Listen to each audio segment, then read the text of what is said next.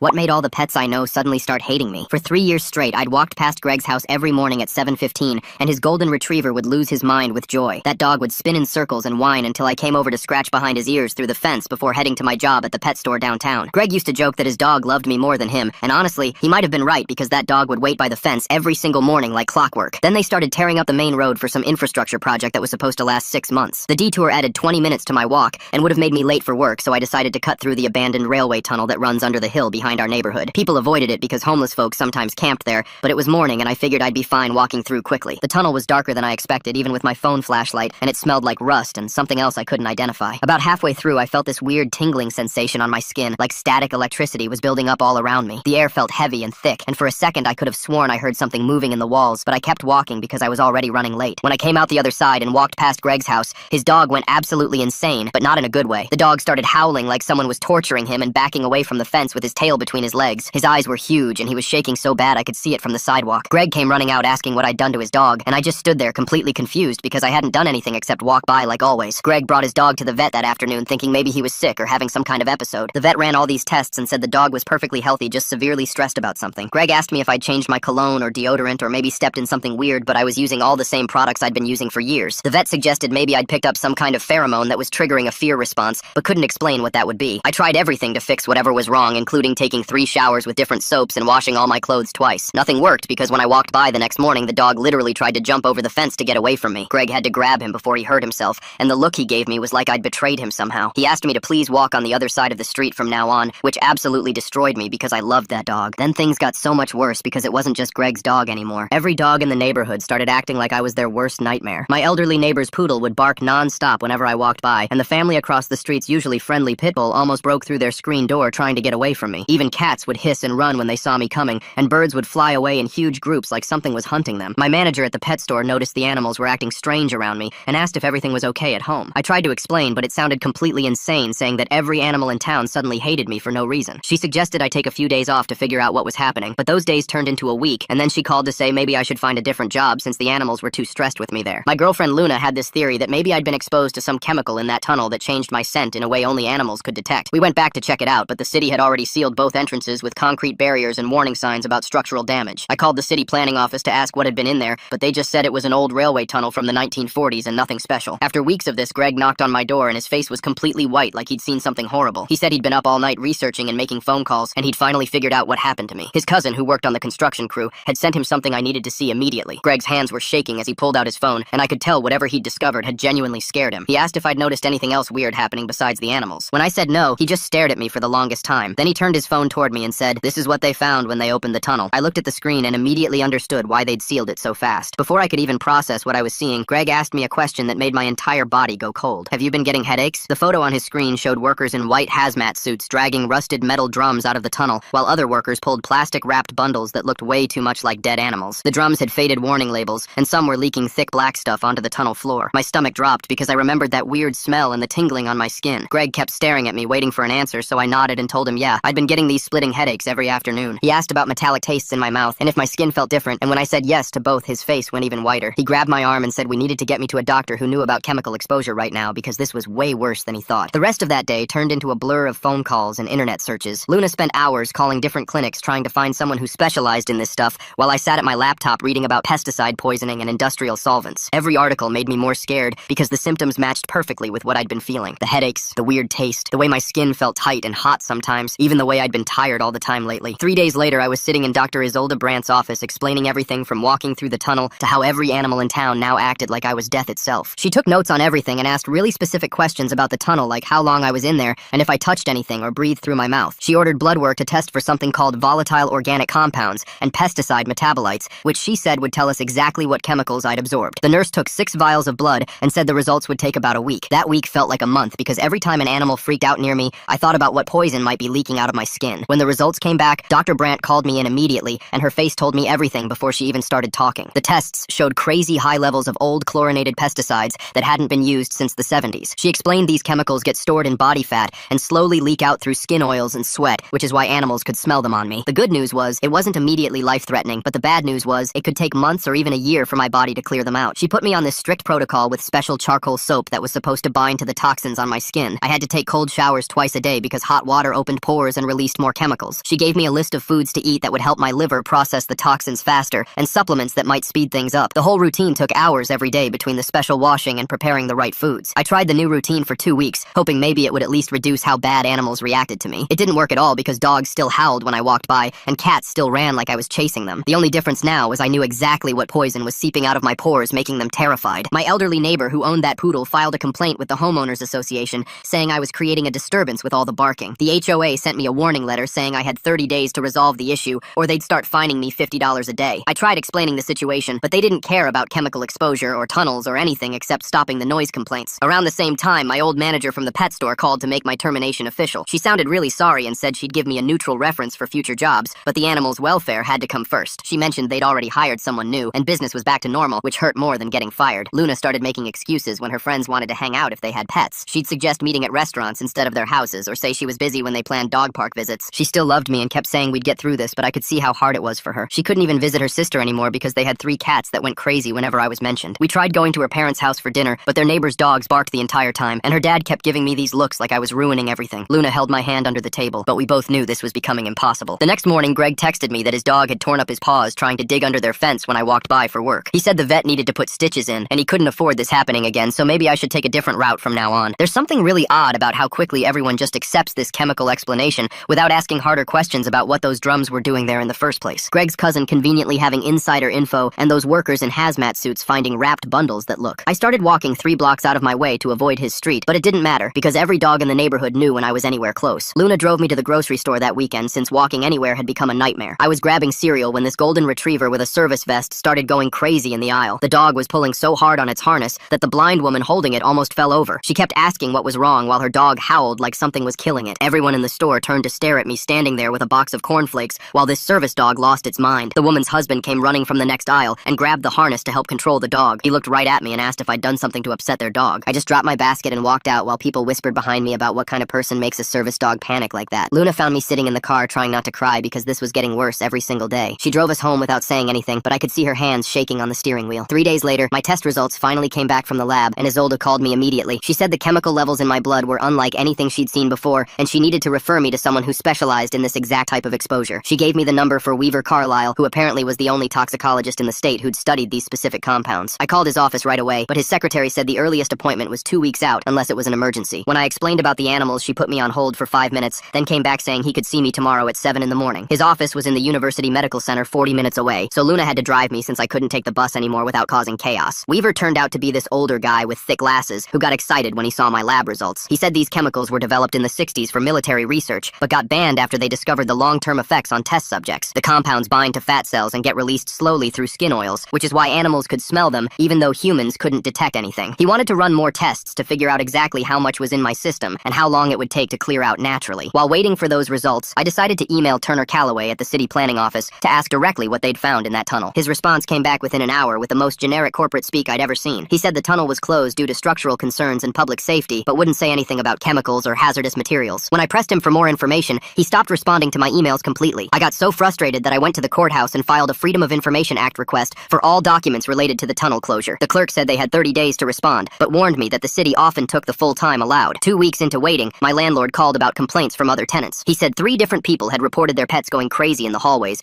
and they'd figured out it happened whenever I was around. He tried to be nice about it, but basically said if this didn't get fixed soon, he might not be able to renew my lease. Luna's apartment didn't allow pets, but we'd been talking about moving in together anyway until this whole thing started. Now she couldn't even mention my name at her building without the manager's cat freaking out. I'd been applying for jobs since the pet store let me go, and finally got an interview at a warehouse across town. The manager seemed impressed with my experience and said I was exactly what they were looking for. Everything was going great until his dog came out from under his desk and started having what looked like a seizure. The poor beagle was shaking and whimpering while trying to crawl away from me. The manager picked up his dog and asked me to leave immediately. I never got a call back even though I was perfect for that job. Weaver finally called with the results from his advanced testing and asked me to come in right away. He explained that these specific chemicals bind to lipids in a way that makes them incredibly hard to eliminate from the body. They get stored in fat cells, then released slowly through sebaceous glands in the skin. Animals can detect concentrations as low as a few parts per trillion, which is why every animal reacted so strongly to my presence. He said at the rate my body was naturally clearing them, it would take 18 months before the levels dropped enough for animals to tolerate being near me. 18 months of not being able to work or go anywhere or have a normal life. He designed what he called an aggressive treatment protocol using prescription medications that would speed up fat metabolism and force my body to burn through the stored chemicals faster. The plan also included wearing special clothing made from activated carbon fabric that would would absorb the oils from my skin before they could disperse into the air. The medications alone would cost $300 a month, and insurance wouldn't cover any of it since this was considered experimental treatment. The special clothing was another $500 for a basic set, and I'd need to replace it every few weeks as the fabric got saturated. I emptied my savings account to pay for the first month of treatment and started taking the pills that made me dizzy and gave me constant headaches. Some mornings I thought maybe the neighbor's cat didn't run quite as fast when it saw me coming. Then I'd walk past another house, and their dog would start howling, and I'd realize nothing had really changed yet. 3 days later, my phone rang from a number I didn't recognize, and when I answered, a woman said she was Tabitha Bracken from the local paper. She'd been following the tunnel closure story and heard from multiple construction workers about strange safety concerns that the city was trying to keep quiet. She asked if I'd experienced any weird health effects since walking through there, and I almost hung up, but something in her voice made me hesitate. She said she'd been tracking similar chemical discoveries at old industrial sites across the state and thought there might be a pattern the city didn't want people knowing about. I agreed to meet her at a coffee shop downtown where nobody from my neighborhood would see us. She showed up with a thick folder full of documents and newspaper clippings from other towns where old tunnels and factories had been sealed without explanation. She promised to keep my name out of any story if I shared what happened to me, and showed her my medical records from the clinic visits. I pulled out my phone and showed her the test results and the specialist's notes about the unknown compounds in my blood while she took photos of everything with her camera. She said 3 other people had contacted her with similar stories, but I was the first with actual medical documentation proving exposure to something. The next morning, the city put out this super vague press release warning people to stay away from the tunnel area due to ongoing investigations. They threatened to arrest anyone for trespassing who tried to get near the sealed entrances, which just made everyone more curious about what they were hiding. My phone buzzed with a text from Greg, saying his cousin had been pulled into his boss's office and told if he shared any more information about what they found in that tunnel, he'd be fired immediately. The construction company was getting pressure from somewhere high up to keep their workers quiet about whatever contamination they'd discovered down there. I called around until I found a lawyer named Stone Broderick, who specialized in environmental cases, and made an appointment for that afternoon. His office was in this old building downtown, and he listened to my whole story while taking notes on a yellow legal pad. He said I could file a notice of claim against the city for medical monitoring and damages, but warned me these cases usually took years to resolve, and most people gave up before seeing any money. He told me to save everything that might have traces of contamination as evidence, even though I'd already washed my shoes and backpack multiple times trying to fix the animal problem. I went home and sealed them in plastic bags along with the clothes I'd worn that day, then started keeping a detailed notebook of every animal reaction and symptom I experienced. The next week, I was walking through the park when this woman's therapy dog wearing a service vest started going completely insane as I passed by. The dog was trained to stay calm in any situation, but it started pulling so hard on its leash trying to get away from me that it almost knocked the woman over. She was yelling at me, asking what I'd done to her dog while other people in the park stopped to stare at us. I started doing all my shopping at the 24-hour grocery store at 2 in the morning when nobody would be walking their pets. Luna had been trying to be supportive, but the stress was getting to her, especially after her friend's cat scratched her face when she came home with my scent on her clothes. She packed a bag and said she needed to stay with her sister for a while to think about everything. She kept saying she wasn't breaking up with me, but needed space to figure out if she could handle living like this long term. The house felt empty without her, and I spent most nights researching chemical exposure cases online, trying to find anyone who'd been through something similar. Then the newspaper ran this article about the mysterious tunnel closure that didn't use my name, but described the animal reaction phenomenon in detail. I'm really curious why the city is being so secretive about those chemicals, if Weaver already knows exactly what they are from the 60s military research. Luna needing space right when things get tough makes me wonder if she was already looking for a reason to step back from this relationship. My neighbors started putting it together pretty quick since they'd all seen their pets freaking out when I walked by their houses. People would cross the street when they saw me coming or pull their kids closer like I was contagious or dangerous. The city called a community meeting at the high school gym to address concerns about the tunnel, and I sat in the back row watching Turner Calloway dodge every real question. Someone asked directly about chemical contamination,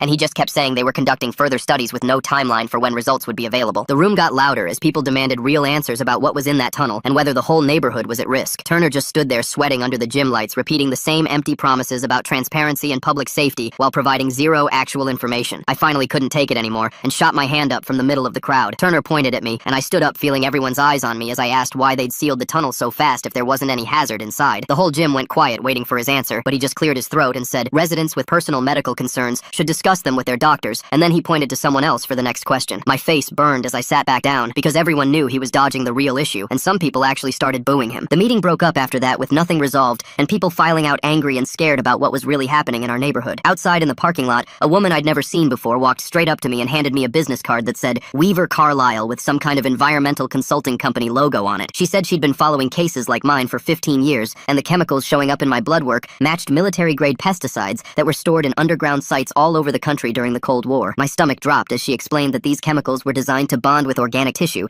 and could take years to fully break down, which meant I was basically a walking contamination zone to any animal with a sensitive enough nose. She gave me the name of a specialist who might be able to help and told me to document everything because I'd need it for the lawsuit I should definitely be filing against the city. The next morning, I drove 2 hours to see Dr. Brandt, who ran more tests and sat me down with charts showing chemical decay rates that made me want to throw up. She said realistically it would take 6 months to a year for the levels to drop enough that that animals might start tolerating my presence again, but there was no guarantee it would ever go back to normal completely. She recommended I start seeing a therapist to deal with the isolation because this was going to be a long process, and most people in my situation developed serious depression from losing their connection to the animal world. I left her office with a stack of papers about chemical exposure and a referral to a lawyer named Stone Broderick, who specialized in environmental contamination cases. Stone filed the notice of claim with the city 3 weeks later, but their response was exactly what he expected. Just standard denial language with no acknowledgement of any responsibility for what happened to me. He said this was completely normal, and we'd have to go through months of discovery and depositions before they'd even consider a settlement, but at least we had the process started. While all this legal stuff was happening, my regular life kept falling apart piece by piece, starting with the letter my landlord slipped under my door giving me 30 days notice that my lease wouldn't be renewed. He said the ongoing disturbances with neighborhood pets were creating a hostile living environment for other tenants, and he couldn't risk losing more residents because of my situation. I spent the next 3 weeks calling every apartment complex in town, trying to find a place that had strict no-pet policies so I wouldn't cause problems for anyone else. Finally found a small studio in a pet-free building clear across town that cost more than my old place, even though it was half the size. The move was brutal because I had to do everything myself since none of my friends wanted to be around me long enough to help, and professional movers kept asking why their dispatch hadn't mentioned there was some kind of biohazard involved. My new place was on the 4th floor with a view of the parking lot, and the walls were so thin I could hear every conversation from the apartments around me, but at least there were no animals to freak out. Greg came by about a week after I moved, but he stayed in his car at the curb while we talked through our open windows because he couldn't risk bringing his dog anywhere near me. He kept saying how sorry he was about everything and how he wished there was more he could do to help, but we both knew there wasn't really anything anyone could do except wait for time to fix what the tunnel had broken. After he left, I sat at my window watching normal people walk their dogs down the street and felt like I was looking at a completely different world I couldn't be part of anymore. One afternoon, about a month later, I was walking to the grocery store when this orange tabby cat came around the corner and didn't immediately run away from me. My heart started racing as the cat actually took a few steps toward me, and for a second I thought maybe the chemicals were finally starting to fade. But then the cat's ears went flat against its head and it bolted across the street, nearly getting hit by a car trying to get away from me. That night I mapped out new walking routes on my computer with detailed timing charts showing when people in different neighborhoods walked their dogs so I could avoid all the peak pet traffic times. Started carrying a laminated card in my wallet explaining my medical condition in case anyone confronted me about their animals acting weird, because I was tired of trying to explain the whole tunnel story to strangers who thought I was some kind of monster. The pet store had already been off limits for months, but now I couldn't even work retail or food service because too many customers brought service animals or emotional support pets with them. After 2 months of applications and rejections, I finally got hired for a remote data entry job that paid half what the pet store did, but at least I could do it from my apartment without terrifying anyone's pets. Luna started coming over twice a week, but we had to meet at the coffee shop 3 blocks away because the owner didn't allow pets inside. She'd sit across from me with her hands wrapped around her mug and try to act like everything was normal, but I could see her checking her phone every few minutes to make sure her sister wasn't bringing her dog by early. We set up video calls for the other nights, and she'd prop her laptop on the kitchen counter while making dinner so we could talk without her roommate's cat wandering into frame. The first time the cat jumped up behind her, she panicked and slammed the laptop shut so fast she knocked over a whole pot of pasta sauce. She called back crying and saying she was sorry, but I told her it was fine, even though we both knew this wasn't working the way we wanted it to. 2 weeks into this new routine, a letter arrived from the city's legal department with an offer of $8,000 for medical monitoring costs if I signed away my right to sue. I called Stone Broderick, who Greg had recommended, and he looked at the paperwork during our meeting at his office downtown. He spread the pages across his desk and pointed at different sections while explaining how they were trying to limit their liability before more information came out. The monitoring alone had already cost me $12,000, and that was just for the first 2 months of blood work and specialist visits. Stone told me to wait because his contacts at the state environmental agency were investigating, and more evidence would probably surface soon. He didn't charge me for the consultation and said to call him when I was ready to move forward. 3 months after walking through that tunnel, I went back to the medical center for more blood work, and the nurse had to stick me 4 times to find a vein that would cooperate. The results came back showing the metabolite levels had dropped from dangerous to elevated, which the doctor said was progress, even though I was still way outside normal ranges. She printed out a chart showing the decline and estimated it would take at least another 6 months before I'd be close to baseline levels. The therapist I started seeing worked out of a small office above a bookstore, and she never tried to make me look for silver linings or hidden meanings in what happened. She just let me talk about losing my job and my normal life, and how much I missed being able to pet dogs without them running away terrified. Some sessions I just sat there describing all the things I couldn't do anymore while she took notes and nodded. She said grief didn't always come from death, and losing the life you knew counted as something worth mourning. After a while, people in the neighborhood stopped talking about me because someone's teenager got arrested for selling drugs, and that became the new drama everyone focused on. I still crossed the street when I saw someone walking their dog, and took the long way around to avoid houses with fenced yards, but at least people stopped staring at me like I was dangerous. Tabitha Bracken's article came out in the state's biggest newspaper with a full investigation showing the railway company had dumped chemicals at 12 different sites across the state in the 50s and 60s. She'd found internal documents showing they knew the chemicals were dangerous, but classified them as industrial lubricants to avoid disposal fees. Why does Turner Calloway act like everyone can't see right through his obvious dodging at that meeting? His sweating and throat clearing while giving those empty responses makes me wonder what he personally knows about this whole chemical situation that he's not saying. The tunnel I'd walked through was one of the worst sites with contamination levels that should have triggered immediate federal cleanup requirements. The article included photos of the other sites and quotes from experts saying anyone exposed needed immediate medical attention. Nobody from the railway company would comment, and the state said they were investigating but couldn't discuss ongoing inquiries. I decided to start looking for places outside the city after my lease ended in 4 months, because living somewhere with fewer people and pets would make everything easier. When I told Greg, he said he understood and promised we'd stay in touch even after I moved. He'd been checking on me every week since this started, and was one of the only people who didn't act weird around me anymore. Luna came over that night, and we sat on my couch with the windows open so we could hear if any neighbors were walking their dogs. She said we needed to be realistic about whether this relationship could survive with all these restrictions and limitations. We both knew the answer, but neither of us wanted to say it out loud, so we agreed to just take things month by month without making promises we couldn't keep. The data entry job started picking up, and I added 2 more clients who needed help with their backlogged invoices and inventory systems. The work was boring and repetitive, but it paid enough to cover my rent and medical bills without having to leave my apartment or deal with anyone's pets. I set up 3 monitors on my desk and developed a system for switching between clients that let me bill more hours without working longer days. 4 months after the exposure, I was taking my trash out when my neighbor's orange cat came around the corner and stopped in the hallway. Instead of hissing and running like every other time, it just looked at me and slowly backed away toward their door without the usual panic. I stood completely still holding the garbage bag while the cat watched me for maybe 10 seconds before turning and walking away at normal speed. My hands were shaking when I got back inside because that was the first time in months an animal hadn't completely lost it when they saw me. The next morning I called Dr. Brandt's office to tell them about the cat, and they got me in that same afternoon. She looked at my latest blood work results for about 10 minutes before pulling out this thick medical book and showing me a chart about heavy metal elimination rates. The numbers showed my levels were dropping, but way slower than normal detox cases, which meant whatever I'd absorbed in that tunnel wasn't acting like regular contamination. She wrote me prescriptions for 3 new supplements, including something called DMSA that was supposed to help bind to the metals and flush them out faster. The pharmacy had to special order 2 of them, and the total cost even with insurance was almost $400, but I didn't care because I needed any chance at getting better. While I waited for the meds to arrive, Greg texted me a news article about 3 other people who'd reported getting sick after using the tunnel shortcut before the city sealed it. 2 of them had breathing problems, and one guy said his skin burned whenever he went outside, which sounded different from my animal problem, but still proved something toxic was in there. Greg's cousin on the construction crew had told him they'd found old chemical drums from the 50s when they started digging, and the railway company was trying to keep it quiet. I spent that night searching online for lawyers who handled environmental cases and found this guy Stone Broderick, who'd won a huge case against a chemical plant 2 towns over. His secretary said he'd call me back within 2 days, and when he did, he asked me to send him everything, including medical records and any photos I had of the tunnel. Meanwhile, I found this online support group for people with chemical sensitivities, and even though my situation was weird, they let me join after I explained what happened. Most of them had gotten sick from mold or workplace chemicals, but they understood what it was like when your own body turned against you. They shared tips about detox protocols and which doctors actually believed patients, instead of saying it was all in your head. One woman from the group lived 2 hours away and had the same burning sensation the other tunnel victim described, so we started comparing notes about symptoms and timelines. Stone called back a week later, saying he'd taken on 2 other tunnel cases and wanted to file them together as a group, which would put more pressure on the city to settle. The city's lawyers were already nervous because apparently the railway company hadn't disclosed the chemical storage when they sold the tunnel rights 40 years ago. 3 weeks into the new supplements, I walked past a house with 2 dogs in the yard, and only one of them freaked out while the other just watched me nervously. It wasn't much, but it was the first real sign the treatment might be working, even if it was happening incredibly slowly. Luna came over that night, and we both knew what we had to talk about, even though neither of us wanted to start the conversation. She said she loved me, but couldn't keep living like this with me, basically trapped in the apartment and her doing all the outside errands. We'd been together 3 years, and she'd stuck by me through 4 months of this nightmare, but we both knew it wasn't fair to either of us anymore. She moved her stuff out over the next few days, and we agreed to stay friends and keep texting, which we actually did, unlike most couples who say that. Stone called 2 months later saying the city had quietly settled with the other 2 victims for amounts he couldn't disclose, but it was enough to make them happy. He used those settlements as leverage, saying my case was worse since I'd lost my job and couldn't even leave my apartment for months. The city offered $30,000 at first, which Stone said was insulting, and countered with $200,000 plus medical monitoring. They went back and forth for weeks while I kept taking the supplements and tracking every tiny improvement in how animals reacted to me. 5 months after that first cat incident, I decided to test myself by walking past the dog park at the absolute farthest edge of the sidewalk. About half the dogs started barking and pulling on their leashes, but the other half just watched me or kept playing, which was still awful, but so much better than before. The owner closest to me grabbed her lab's collar and gave me a dirty look, but at least the dog wasn't trying to literally run away in terror anymore. Stone finally called saying the city offered $75,000 plus 5 years of medical monitoring and blood tests, which he thought was the best we'd get without going to trial. The settlement papers were 50 pages long and included a bunch of stuff about not discussing details publicly, but Stone said that was standard. I signed everything at his office downtown, and he said the check would come in about 6 weeks after all the processing was done. 2 weeks later, I loaded everything I owned into a rental truck because I couldn't stay in that town anymore with all the memories and failed attempts to get my life back. On my way out, I stopped at the tunnel entrance, which was now completely sealed with concrete barriers and yellow warning signs about structural danger. I put my hand on the cold concrete for just a second, thinking about how one stupid decision to take a shortcut